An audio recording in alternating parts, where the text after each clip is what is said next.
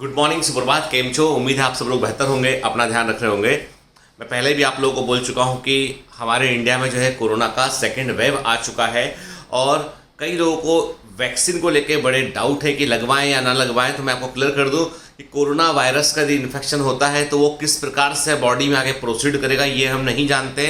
हर व्यक्ति का immune system अलग अलग प्रकार से रिस्पॉन्स करता है, लेकिन यदि हम वैक्सीन लगवा लेते हैं बारी आने पे, पेरेंट्स को यदि हम कन्विंस करते हैं वैक्सीन लगवाने के लिए, तो उससे ये होता है कि इन्फेक्शन यदि होता भी है कोरोना वायरस का तो उतना सीरियस वो नहीं होता है। रही बात वैक्सीन की सेफ्टी की, तो अभी वैक्सीन जो है वो पूरे इंग्लैंड में कई जगह पर वैक्सीन लग चुका ऑलरेडी। कोविशील्ड, कोवैक्सीन भी अच्छा वैक्सीन है, इसके रिजल्ट सामने आ रहे हैं अब सामने, क्योंकि मैंने देखा मेरे कई फ्रेंड्स ने लगवाया, उसके बाद उन्होंने एंटीबॉडी कराया, बाकायदा ब्लड में एंटीबॉडी क्रिएट भी हुआ है। इसलिए इसको लेकर जो है कोई दिमाग में संशय मत रखिए, क्योंकि देखिए सिंपल सी बात है, ये वॉर अगेंस्ट वायरस है और इस वॉर में हमें जीतना है और जीतने के लिए हमें जो है वो वैक्सीन की हेल्प लेनी पड़ेगी।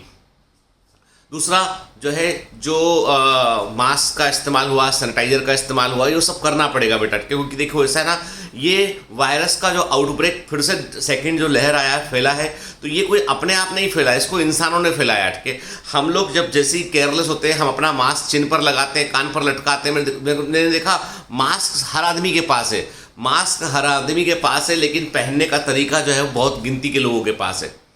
कई जगह तो मास्क लगाने वाले को का मजाक उड़ाते हैं लोग बाग, तो ये सब गलत है। एक्चुअली क्या होता है कि इससे हमको बेसिक साइंस हम भूल रहे हैं कि वायरस जो है वो इंसान के शरीर का इस्तेमाल करके ही प्रोपेगेट करता है। यदि इसको इंसानी शरीर नहीं मिलेगा तो वो प्रोपेगेट नहीं कर पाएगा, ठीक है ना।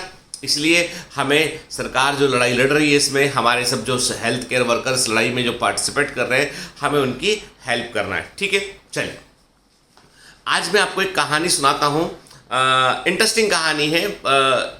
एक लड़का होता है, एक गांव में एक लड़का रहता है, और वो लड़का क्या करता है, वो लड़का जो है उसको बड़ा एम्बिशियस होता है, उसे लगता है कि मैं ज़िंदगी में मुझे कुछ बड़ा करना है, कुछ बेहतर करना है। तो अक्सर वो ऐसी अपॉर्चुनिटी खोजता रहता है। भाई गांव में क्या होता है, गांव में जो है ज़्यादा संसाधन तो होते नहीं है, लेकिन वो लगातार लोगों से मिलता है। जो भी टूरिस्ट वहाँ से निकलते हैं, उन टूरिस्ट को जो है वो उनसे बात करेगा, उनकी हेल्प करेगा और उनसे उनके अनुभव जानेगा।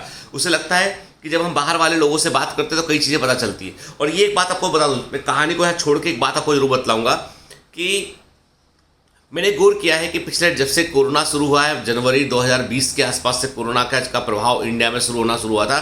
मार्च में जो है वो सरकार अलर्ट हो चुकी थी 2020 से। तो मान लीजिए मैं जनवरी से लेकर अब तक जो है वो कोई भी बाहर की अब्रॉड नहीं जा पाया, लोगों से नहीं मिल पाया मैं। तो मैंने गौर किया है कि मेरी लर्निंग में मैं खुद जो सीखता था बाहर जाके लोगों से, वैसे मैं इराक के डॉक्टर से मिला एक बार मैं जो है वो कतर के डॉक्टर से मिला, मैं कुवैत के डॉक्टर से मिला। मुझे मालूम चला कि भाई वहाँ पे वो कैंसर ट्रीटमेंट के लिए वो क्या कर रहे हैं के। मैं एक नीदरलैंड के डॉक्टर से मिला, उन्होंने बताया कि भाई किडनी क्लिनिक शुरू किया है उन्होंने, उसमें ऐसे काम करते हैं वो लोग। तो जब आप दुनिया भर के अलग अलग लोगों से मिलते हैं ना, तो आप उनकी प्रैक्टिस के बारे में जानते हैं, वो कैसे काम करते हैं उसके बारे में जानते हैं। बहुत अच्छा अनुभव होता है। मतलब हम क्या कुएं के मेंढक बन जाते हैं। हम किसी और की ओपिनियन नहीं लेते हैं, किसी से इंटरेक्ट नहीं करते हैं, कुछ सीखते नहीं ना, तो हम कुएं के मेंढक के समान हो जाते हैं। तो मैंने खुद महसूस किया कि पिछले एक सवा साल में मतलब मैंने गौर किया कि मेरी लर्निंग ऑलमोस्ट कम हो गई है। क्योंकि जितना मैं पहले सीखता था, अलग अलग जगह जाता था, मालूम चलता था भैया हमारे कॉलेज में वो बोलते थे कि नीदरलैंड में हमारी यूनिवर्सिटी में एक कोर्स लॉन्च किया बाहर के डॉक्टर के लिए, तो तुम ज्वाइन करोगे क्या। भैया उनका रिकमेंडेशन लेटर लिया, वहाँ लगा दिया, ज्वाइन कर लिया। तो मतलब बहुत हेल्प मिलती थी। हम लोगों का एक ग्रुप भी जहाँ पे इंटरनेशनल डॉक्टर जुड़े हुए हैं, उसमें मेरे पास में समझ लीजिए कि तकरीबन 56 कंट्रीज़ के डॉक्टर उस ग्रुप के अंदर प्रेजेंट है। इंटरनेशनल ग्रुप है वो। तो हम लोग उसमें व्यर्थ के फॉरवर्ड मैसेज नहीं डालते हैं, काम के मैसेज डालते हैं। क्वेरीज जो होती है उसको हम रिजॉल्व करते हैं। मैंने देखा बड़ी हेल्प मिलती है उसमें। तो चलो कहानी पर लौट के आते हैं। मैं आपसे इतनी सी बात बोलूँगा कि जब भी मौका मिले हमें कुएं का मेंढक बनने से बाहर निकलना चाहिए, बाहर की दुनिया के लोगों से इंटरेक्ट करना चाहिए, बाहर किस तरह का होता है, कैसा होता है, और सीखना चाहिए बेहतर चीज़ों को। तो वो लड़का भी बड़ा ऐसे ही उत्सुक रहता है, उसको जो है लगता है कि जो भी टूरिस्ट आते हैं उनसे इंटरेक्ट करता है, बात भी करता है उनसे, ठीक है। तो एक टूरिस्ट उसको बतलाता है कि भाई यहाँ से है ना जो है मैं जिस देश से मैं आ रहा हूँ उस देश में मतलब एक छोटा सा देश है। पहले के ज़माने में क्या था, हमारे भारत के अंदर ही कई देश बने हुए थे, ठीक है ना। तो वो कहता है कि यहाँ से जो है वो कई दिनों की यात्रा के पर आप तकरीबन यहाँ से निकलोगे तो आपको 20-22 दिन लगेगा। उतनी यात्रा करके जाओगे तो एक छोटा सा देश है जहाँ पर जो है वो प्याज नहीं है। सरप्राइजिंग बात है कि there is no onion in the country. उस देश में कोई भी प्याज नहीं जानता है, प्याज के बारे में जानता ही नहीं है। तो इस लड़के को बड़ा आश्चर्य होता है कि ऐसा कैसे हो सकता है। भाई जो लोग प्याज नहीं खाते हैं, ठीक है, मैं जैनों की बात नहीं कर रहा, मैं जैन लोगों की, लेकिन वो सोचता, लड़का सोचता है यार जो प्याज नहीं खाते मतलब बहुत सारे अच्छे स्वाद से तो वंचित रह जाते हो, ठीक है।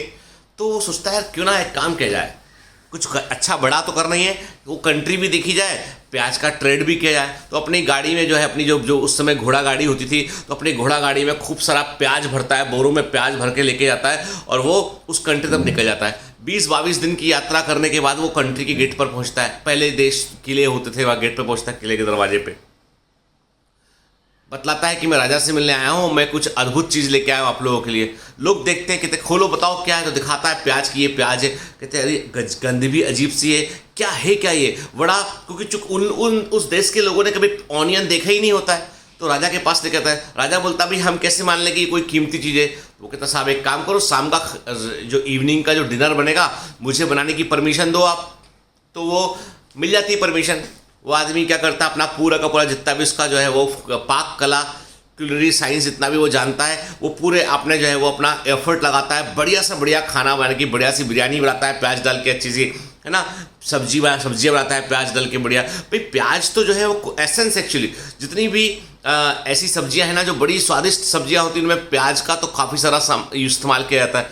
तो बढ़िया करके वो उनको शाम का डिनर तैयार करता है।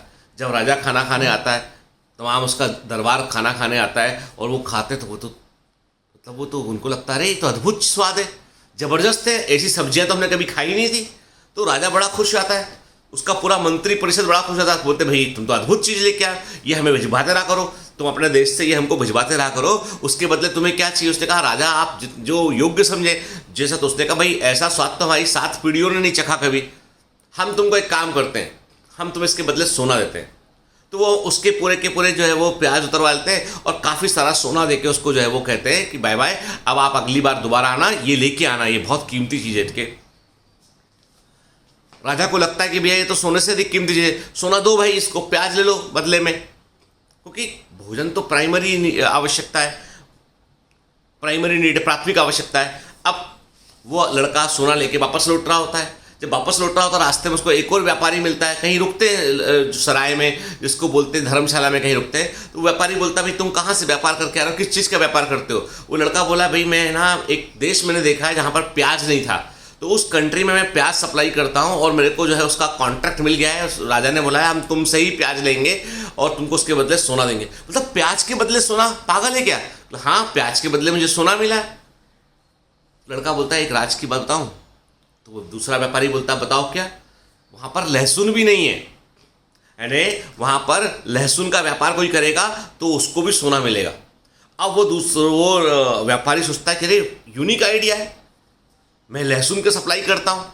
तो वो दूसरा वाला व्यापारी लहसुन इकट्ठा करता है, दरबार में पहुँचता है, उस दूसरे जो जहाँ पर प्याज नहीं था ना उस कंट्री पे के दरबार पर पहुँचता है, बताता है कि भैया हम एक अद्भुत चीज़ लेके आए। अब चूंकि वो राजा को मालूम था कि पहले कोई आदमी प्याज लेके आया था जो बहुत ही अच्छा था, ये आदमी भी कुछ लेके आया तो चखने में क्या बुराई है। तो बोलता ठीक है शाम को तुम भोजन बनाओ, देखते हैं हम क्या लेके आए। तो लहसुन वहसुन डाल, अब लहसुन तो प्याज का भी भाई है, भाई बड़ा भाई है प्याज का, वो खाने की एक अलग तरह की गंध पैदा करता है उसमें। तो लहसुन इस्तेमाल किया, बढ़िया भोजन बनाया। राजा ने छक के भोजन खाया और बोला वाह ये हुई ना बात, मतलब इतने दिनों से पता नहीं हम क्या खा रहे थे। ठीक है, डोंट टेक इट अप, जो प्याज लहसुन नहीं खाते उसको बुरा ना मानिए, ठीक है। तो कहानी है बेटा, है ना। तो राजा बोलता है कि भाई गजब हो गया यार, गजब हो गया, मजा आ गया भोजन में। मंत्रियों की बैठक बैठती है और पूछता राजा कहता भाई इस व्यापारी को अपन क्या दें। तो मंत्री कहते हैं कि कुछ ऐसा देना पड़ेगा जो सोने से भी कीमती हो, कुछ ऐसा दो इस व्यापारी को ताकि ये लहसुन को भेजता रहे और जो सोने से भी अधिक कीमती हो। पता है उस व्यापारी को क्या मिलता है, लहसुन उतरवा लेते हैं उसका, उसके बदले उसको थोड़ी सी प्याज देते हैं, बोलते भैया ये लेके जाओ तुम अपने देश। अब व्यापारी अपना सर, अब राजा है, राजा का गिफ्ट लुटा देगा तो सर काट देगा वो, राजा का गिफ्ट यदि लुटा दे तो सर काट देगा वो। तो राजा ने इतने सम्मान से भर के लाता है, उसमें राजा बोलता है भाई देखो इनको हम सोने से भी अधिक कीमती चीज देने वाले हैं, लहसुन के बदले पूरा लहसुन उतार लो इनका और सोने से भी अधिक कीमती चीज इनको लाद दो। थोड़ी सी प्याज उसके में डाल देते हैं वो लोग कि जाइए साहब भेजते रहना लहसुन, और बदले में तुमको सोने से कीमती चीज मिलती रहेगी। वो व्यापारी उदास होकर अपने यहाँ वापस लौट रहा होता है। The moral of story is that कि कभी किसी को आंख बंद करके ब्लाइंडली फॉलो नहीं करना चाहिए, ठीक है। यानी उस व्यापारी को लगा कि यार इसको सोना मिला तो मुझे भी सोना मिलेगा, इसको जब प्याज पे इतना गोल्ड मिला है तो मुझे ऑनियन पे मुझे जो है वो गार्लिक पर उतना गोल्ड मिलेगा, तो उसने उसको कॉपी करने की कोशिश की।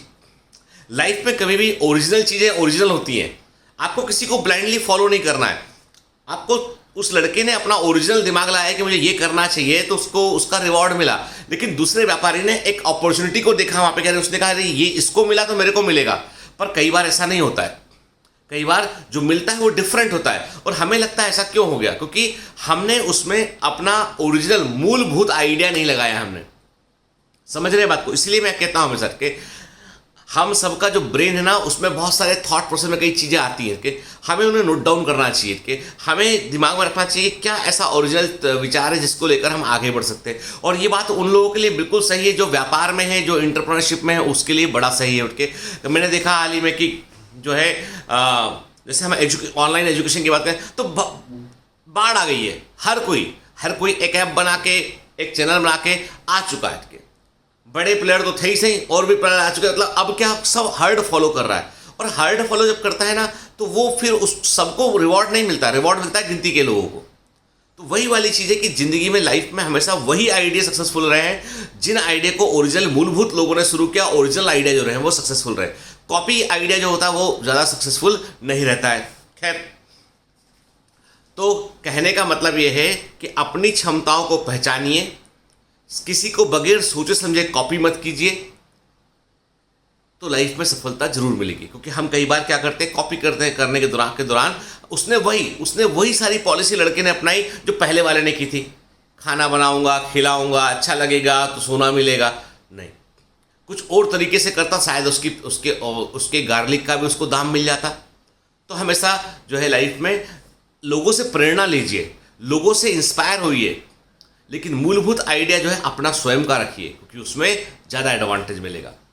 Have a great day ahead, all the best.